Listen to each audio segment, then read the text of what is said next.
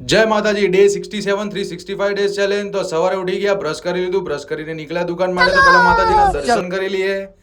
તો માતાજીના દર્શન કરીને દીવા ધૂપ કરીને નીકળ્યા દુકાન. આજ કસ્ટમર આવીને ઊભા હતા દુકાન, એટલે વહેલા દુકાન નીકળ્યા હતા. અને ખાડા ખોદી ખોદીને તો ચોમાસામાં શું થાય કોઈ ખબર જ નહીં પડતી. એટલા ખાડા ખોદ્યા ને એનું નેકળું ગયું એ જ ખબર નહીં પડતી. પહોંચી ગયા દુકાન. કસ્ટમરનું કામ પટી આપણે શૂટ કરી લીધું. રાજભાઈ પેન્ટ પકડીને ઊભા. થોડી ઘડા શૂટ કરીને હવે બેસો જમવા ને. હા, આજ તો ખાવા મજબૂત આવ્યું, મકાઈનો રોટલો ને બોટલો બધું. તો હવે થોડી ઘડા આરામ કરીને હવે નીકળ્યા આપણે ખેતર માટે. તો દેખી શકો તમે કે નીકળી ગયા આપણે ખેતર માટે.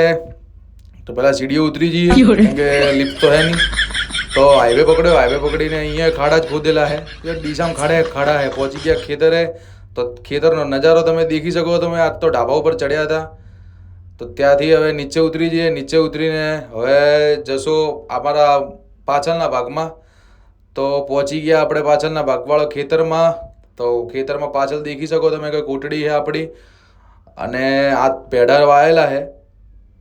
તો પહોંચી ગયા દુકાન. મળીએ નેક્સ્ટ વ્લોગમાં. જય માતાજી.